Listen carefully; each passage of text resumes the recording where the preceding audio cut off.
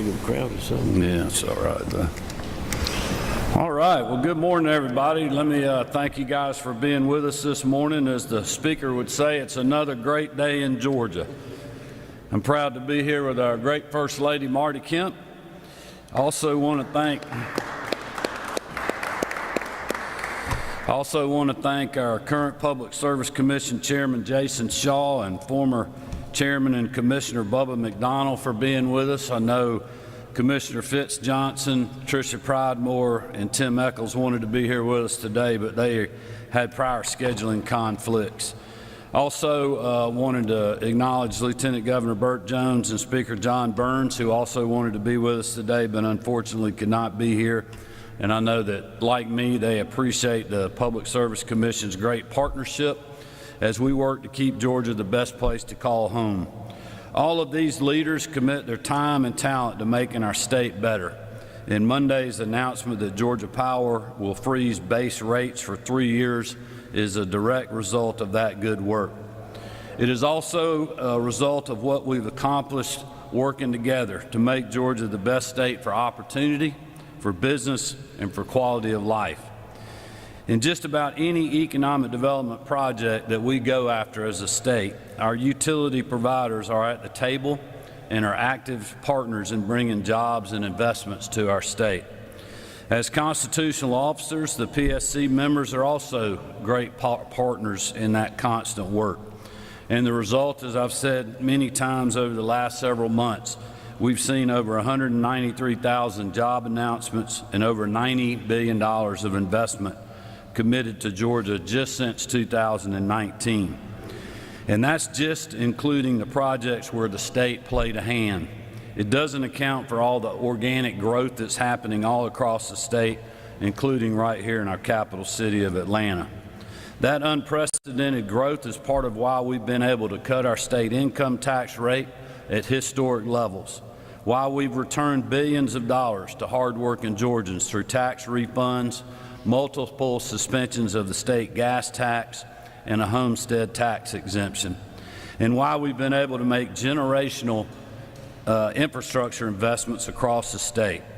That kind of long-term thinking is shared by our utility partners, and that's why energy in the state of Georgia is so reliable, plentiful, and will remain so for decades to come.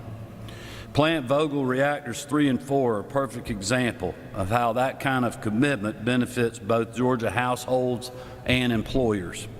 As the first nuclear reactors built in the entire country in over 30 years, not only do these assets set us apart from the competition, their addition to units 1 and 2 also make Georgia the single largest producer of clean energy in the country.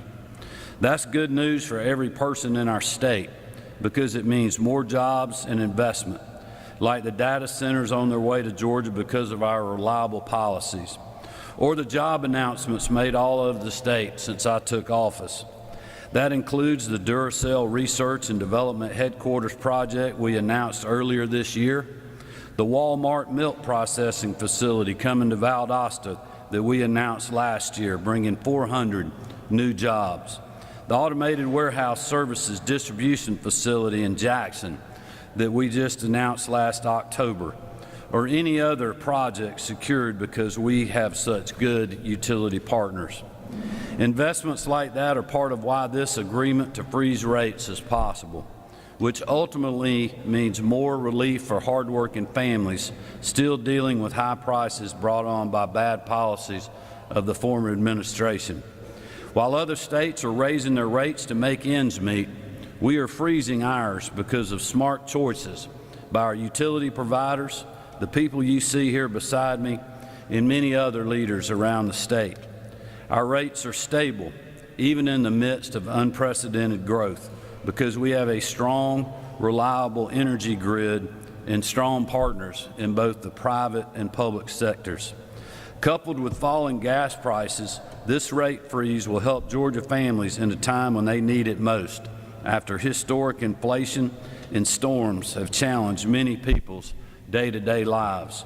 So again, I want to thank our utility providers, the Public Service Commission members who work hard to keep us the #1 for opportunity, and all the partners throughout the state you don't see here with us today that have made this agreement possible.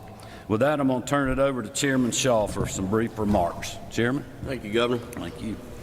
Thank you, Governor. First Lady Kemp, I appreciate y'all having us here today, and thanks to everyone for showing up. On behalf of Commissioner McDonald and myself and our colleagues, Commissioners Pridemore, Eccles, and Johnson, who couldn't be here, unfortunately, we say thank y'all for allowing us to do what we do best. Lord, this state, thanks to the leadership of the governor and prior governors and the General Assembly, has put us in a position like we've never seen before with regards to the policies that have been enacted that have put us in this growth position, and we're able to take advantage of that. And at the Public Service Commission, we're just proud to play a role in that and with regards to economic development. We would never have this kind of reputation and this designation that we've maintained for so long now without reliable utilities and competitive rates. And that's what we guarantee you. That's what we work on every day with our hardworking staff. We've got Tom Bond and Tom Krause here. Tom Bond's our Director of Utilities that's been with us so long. He's worked really hard on this agreement. This is a pending decision, so I'm not going to go into a lot of details on it, but if you want to, Tom is here. But I can tell you this, all of our neighboring states that are regulated around us are going through massive rate increases right now. We certainly have not been immune to inflationary pressures with regards to electric and energy prices in this country. And energy prices have been higher during this inflationary period than even groceries that we all see and feel every day. But we have not been immune to that in Georgia. We've invested in our grid and our system like we've never done before so that we can accommodate this level of growth, and that's why we have the capacity and we're in the position, the unique position, to take advantage of this, and that's one of the reasons why these companies are coming to Georgia, and we're proud of that. We're proud to be the #1 state in the country for business, and we're going to continue to work hard to maintain that reputation and do everything it takes, and what it takes is reliability and affordability. Reliability is what we've been focused on with these massive investments. As the governor mentioned, Plant Vogel, that was not easy. Folks like Commissioner McDonald here were here when those decisions were made a long time ago, and they're paying dividends for us now, as tough as it's been. But today I'm proud to stand here with you, Governor, and all of you, and say that we are proud of the hard work that our staff has done with working with all the utilities in our state to keep us in this position. And we feel like you know, at the end of the day, we're going to have, as always, an open and transparent process of hearing this agreement. We're going to have the chance over the next few weeks to meet with all the stakeholders. If anyone has concerns about this agreement, we're going to sit down as we learn more about it ourselves and have that kind of normal open dialogue that we have at the PSC. So I appreciate everybody's hard work in this. We thank Georgia Power Company for working so hard with our staff to come to this agreement, because like I said, rates are going up all around us. Maryland just announced today that their rates will be going up $16 a month effective June the 1st. So to freeze base rates for 3 years is a very big deal for our state, and it's good for Georgians, and we're very proud, and we appreciate you, Governor, for your leadership and giving us the opportunity to do our job. Thank you. Well, thank you, Chairman Shaw, Commissioner McDonald. Thank you guys for being here. The rest of the Public Service Commission, the staff who's worked very hard on this, we appreciate y'all so much being part of Team Georgia. With that, we'll open it up for a few questions.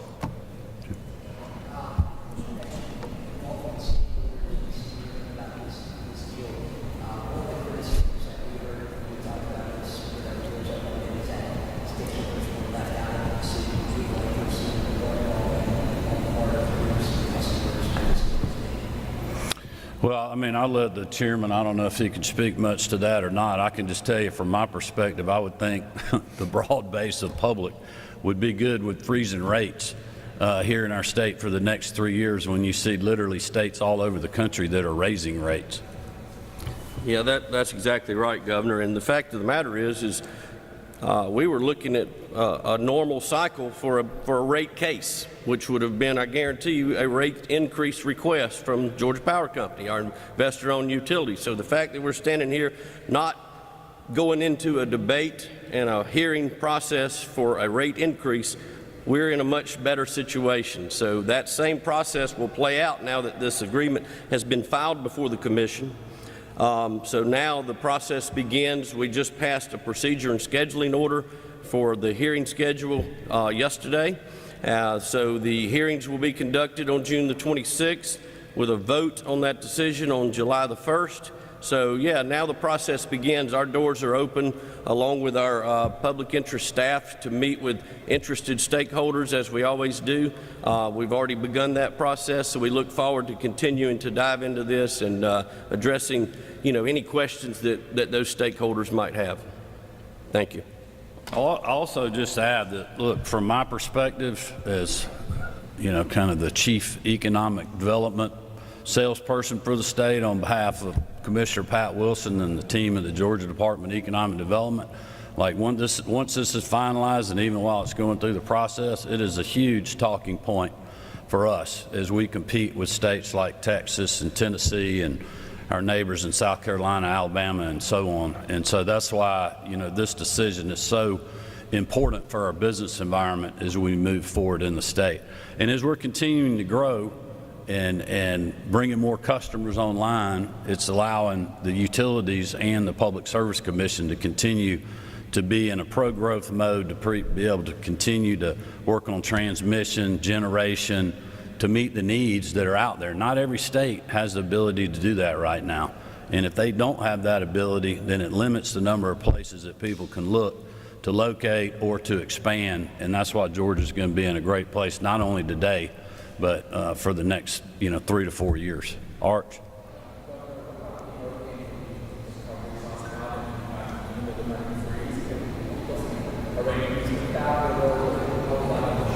Well, I'll let the chairman speak to that. Look, I think that's perfectly reasonable. It's been part of the process in the past, and I think Georgians understand that we had, I would say, I know for a fact this is the largest storm we've ever seen in my lifetime, probably one of the largest, if not the largest in Georgia, with the most people affected. All our utility partners experienced extreme cost. We did in state government. When you think about, we're dealing with that on the National Guard perspective right now, DOT, the Forestry Commission, Department of Natural Resources, State Patrol. Everybody outlaid much more resources that at the end of the day, we got to end up figuring out how to pay for those things. And so I know the public is understanding of that. But I think the good news for right now is rates are going to be frozen. I'll let the chairman add anything else. Yes, sir. So, yeah, what the governor said about the storm recovery costs, no one can argue that those are reasonable and prudent expenses in the traditional rate-making process. I will add that, like the governor said, that all utilities, whether it was the co-ops, the munis, or the investor-owned utility, have experienced unprecedented expenses with regards to, as someone from South Georgia, 3 hurricanes in 14 months, we've seen it, but Hurricane Helene was by far the worst. The price tag on that is a big one. And we will have they will file something with us next year and allow them to come in, and we'll debate that at that time. We also have a fuel case next year, which is every 3 years. The fuel case we had, the last one was a really rough one with a very large number for unrecovered expenses for fuel costs because of what had happened during that period. So we look forward to having another fuel case next year, which I think will be a lot better situation than we were in 2 years ago. So all that will take place next year. But yeah, our co-ops in the state, our member-owned co-ops, are eligible for FEMA reimbursement up to a percentage, and they're aggressively trying to get that. That takes time as well. But our investor-owned utility here will have to forego, as a result of this agreement, trying to come to us to put all of this infrastructure cost that they're making into the rate base. But we will, according to the staff agreement that we will take up soon, that they will be able to come in and have a case to deal just specifically with storm recovery cost.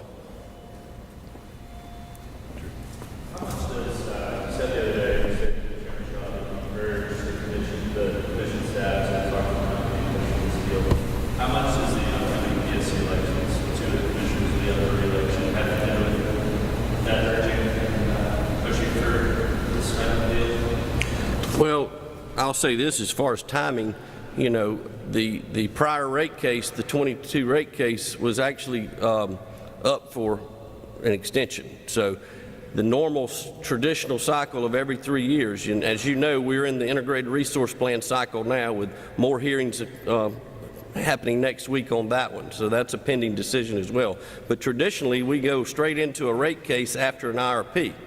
So this agreement delays that and it freezes that for 3 years. So the timing is in line with exactly where we would be. So the company would have to be filing something, either a rate case or something like this, dealing with a rate case at this time anyway.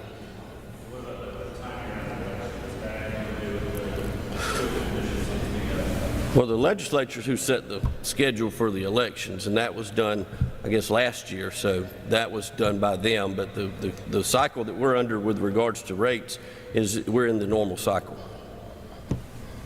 This is another question for Commissioner Shaw. Following up on this question, while this is during the normal schedule for rate cases, I'm curious why, WAB, we did have conversations with commissioners earlier this week about why we're having this, big announcement before any of this has been confirmed.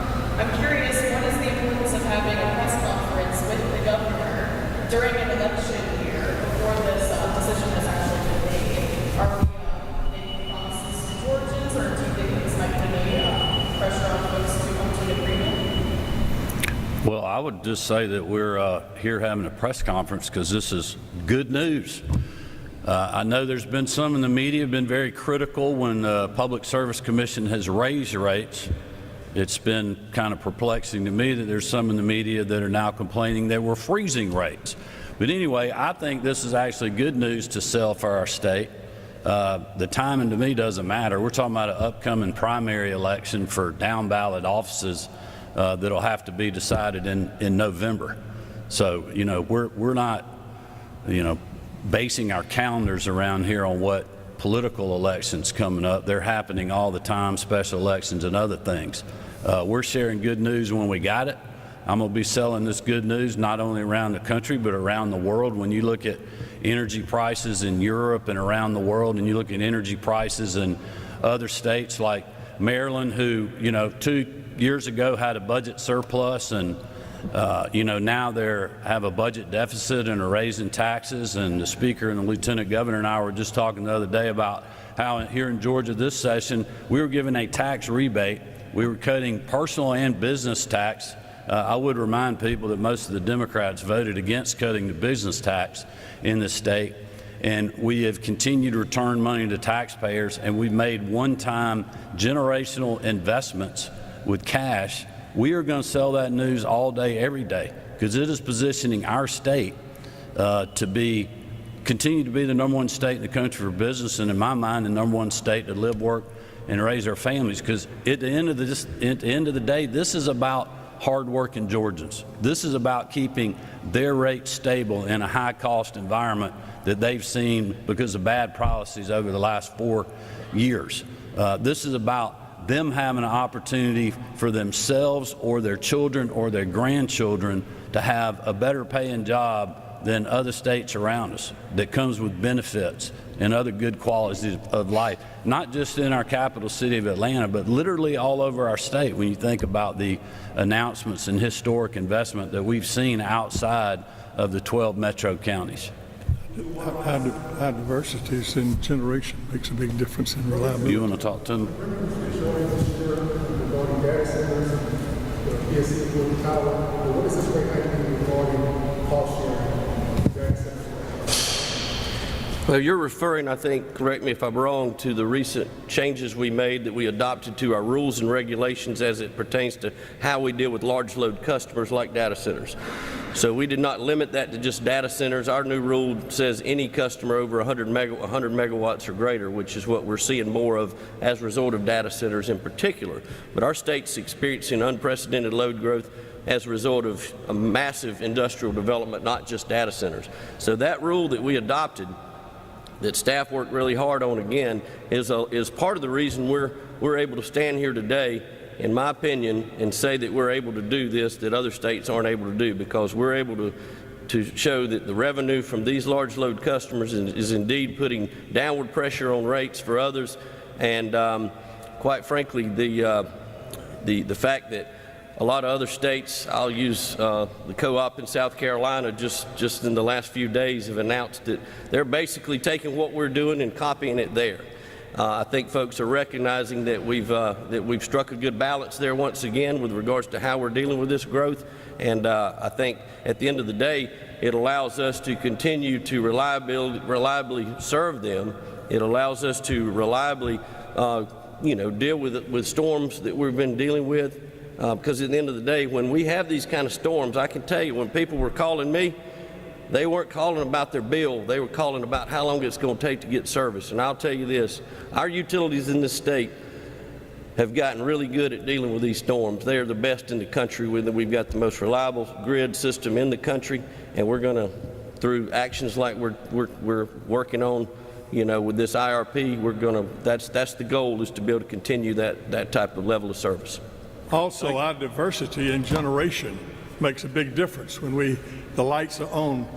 When you go through the nuclear plants that we have, and I still got the bruises from 3 and 4, but we got a great solar program still going on, and by 28, right now we're 5th or 6th in the nation in solar energy, and we don't have the wind consistency to have wind towers, except out to sea and maybe in the top of our mountains. I live in the mountains. I don't want to see those up there personally, but we buy wind from Oklahoma and New Mexico, FOB destination here, cheaper than we could build it. Great. Thank you, everybody. Thank you. Appreciate you. Chairman, appreciate it. Thank you, sir. Thanks for your leadership.